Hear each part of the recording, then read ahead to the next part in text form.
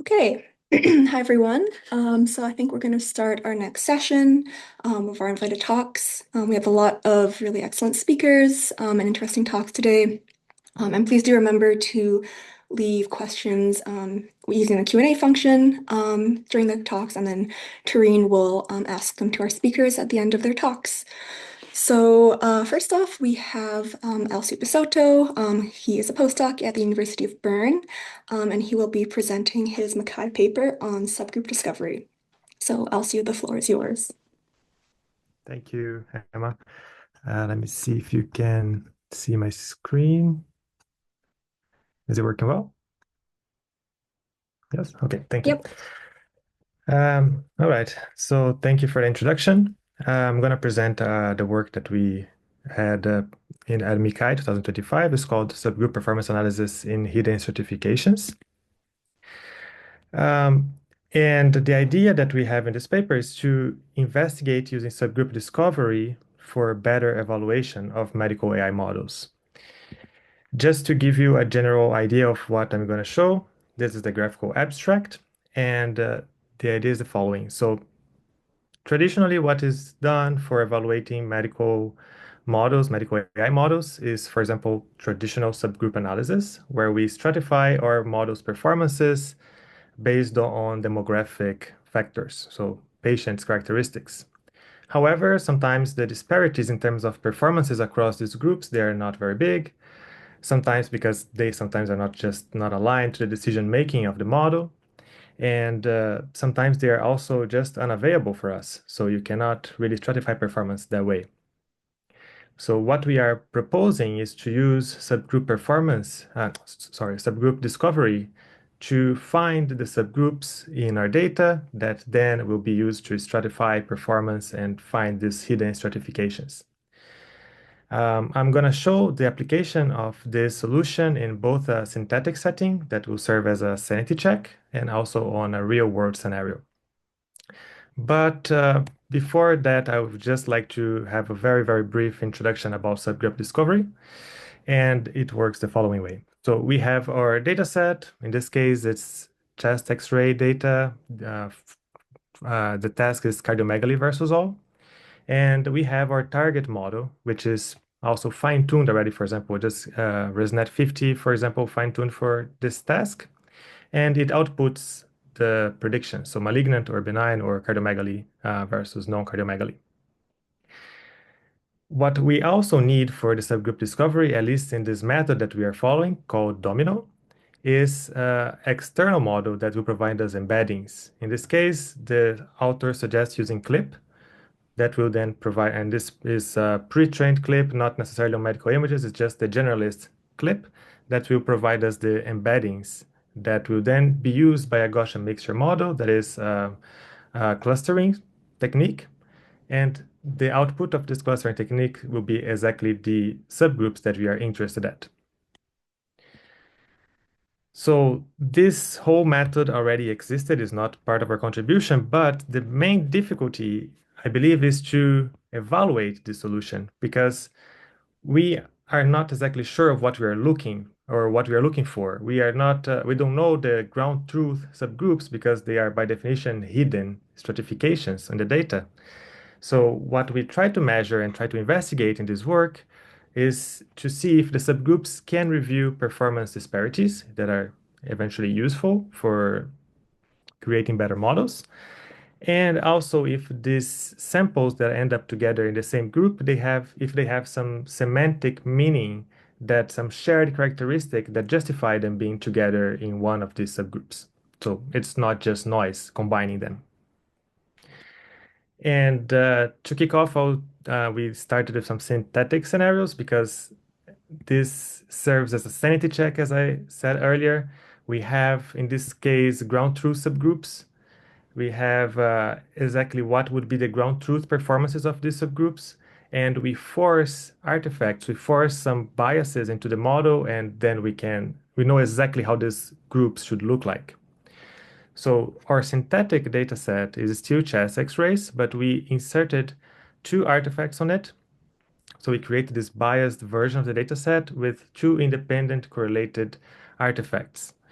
We have these vertical bars and also these tags on the bottom left of the images. So with these two artifacts, we end up with four ground truth subgroups. In the end, we have the images without no artifacts, the ones with each one or the other artifact only, and the final, in the end, the group of samples with both artifacts present. And now, if we were to evaluate the performance on this group without any knowledge about the presence of these artifacts, we would have something like this point in here. We would have like 70 or so performance in accuracy, 70% accuracy. But that, of course, does not consider all this diversity in bias that this dataset presents. So now let's consider that we have information about only one of the artifacts. In that case, we would have now performance stratified in two other groups. So the performance of samples with artifact and the samples without artifact. And this would already allow us to have a better idea of what's happening. We know now that we have samples that contain an artifact that have much lower performance than average. Of course, if we have the full picture, if we have the four ground truth annotated, we have an even better idea. But what I am trying to show in here, and by the last column of the rightmost plot, is that each dot in here represents one of the subgroups that were discovered. And by how close they are to the ground truth subgroup performances, we can say that they indeed recover the performances that you could have if you knew the artifacts. But of course, for the discovered subgroups, we did not use this information. So by using subgroup discovery, we managed to stratify our performances into many different parts, and these align well with what you would have if you knew about the artifacts. Of course, now comes the second part, which is trying to characterize these groups. And when we use the technique described by Domino, which uses the clip text encodings and check the similarity to some phrases, text phrases, and use these to characterize the groups, we did not get anything that really resembles any of the artifacts that we added. So maybe because it's a medical context, maybe because it's not used, the general clip wasn't used to this sort of artifact, but we could not really find any description of the groups that would align with the bias that we introduced. So this does not really work. What we came up with then was to try to characterize the groups by some sort of combination of the metadata that we have available and just for evaluation.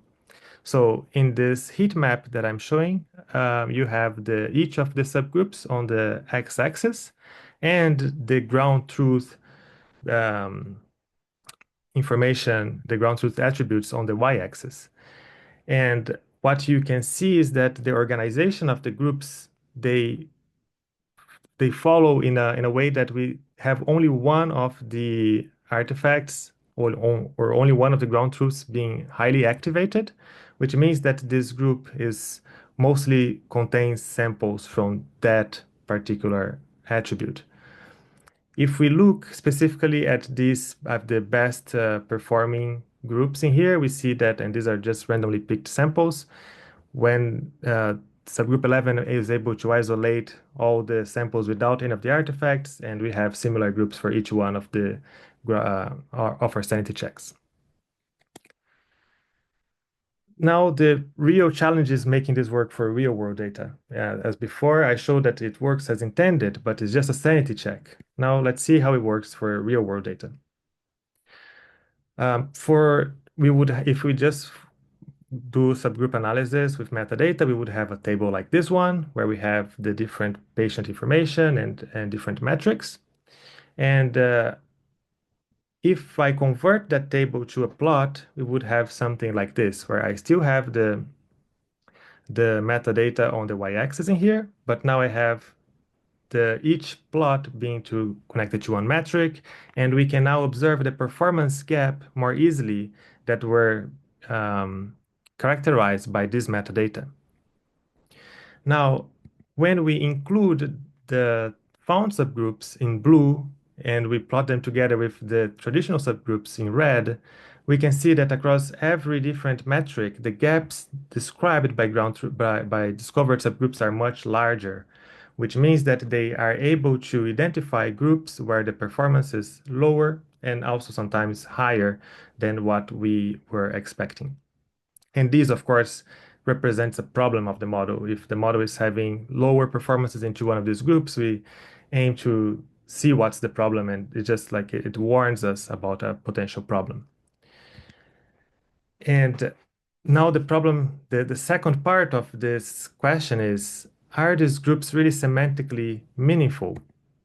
And we then replicated the same study that we did with the sanity checks, but now using metadata and in this form, every subgroup is described as an association of multiple metadata with different, of course, sizes of effects, but still we can study them more individually. So each column in this heat map is basically subgroup, what I call subgroup profiles, and they're based on annotated metadata, and it contrasts in-group with out-group proportions.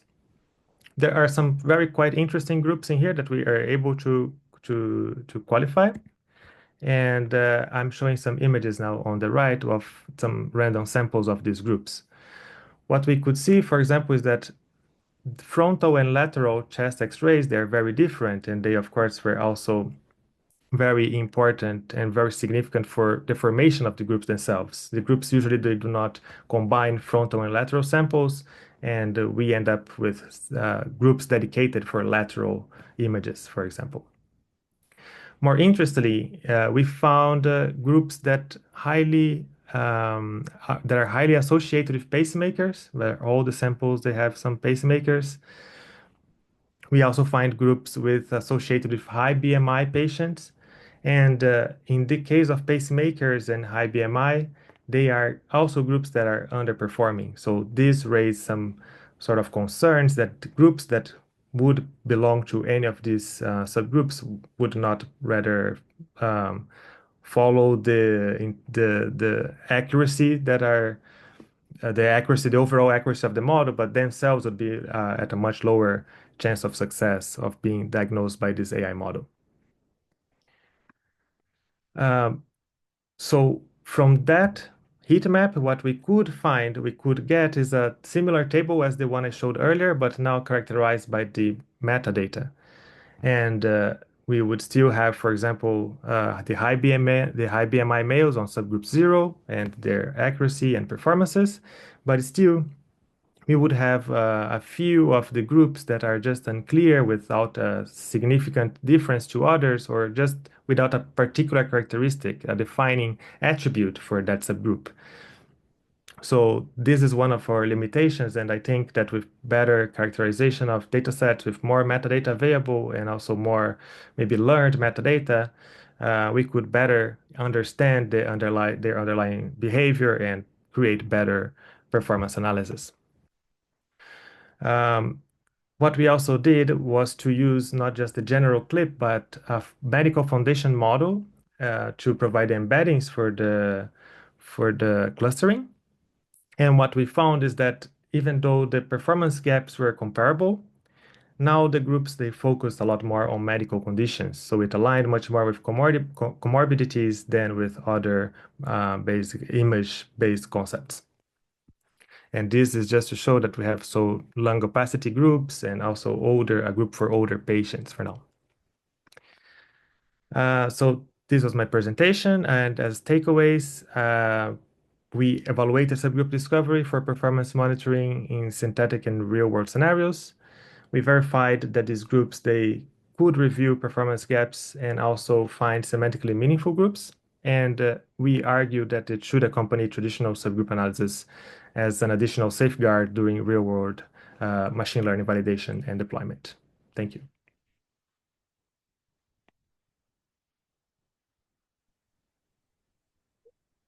I guess that's me then. Thank you so much for the talk. I see we have one question actually that just popped into as I was going to say, there are no questions. So maybe we can take one quickly before we move to the next speaker. It says, how do you know from the SG output number what kind of subgroup it is? Do you visually look at the images of a subgroup, or do you get the characteristic description from your tool as well? So I can, if I have a rich metadata characterization of my data set, then I can do like I showed and try to measure the association of each subgroup to each of the metadata that I have, having these metadata profiles. But if I don't have any metadata, then you could do some sort of qualitative evaluation looking at some samples of the groups, but then this is harder to scale, and this is also prone to the knowledge that you yourself have. Then probably we could find a lot of interesting properties, but it would have we would need a lot of different pairs of eyes or with different specialties for doing that. Okay, I think we have a few others, but I guess in the interest of time, we might move to the next speaker. So maybe if you can help us just answer some of those in the Q&A too. Thank you. Thank I you. think Gale, I can Okay. hopefully I said that name right. All But right. hand over to you. Mhm. So thanks, Alceu, for the nice presentation. And it's really meaningful to do subgroup discovery. And I'm recently working on similar questions.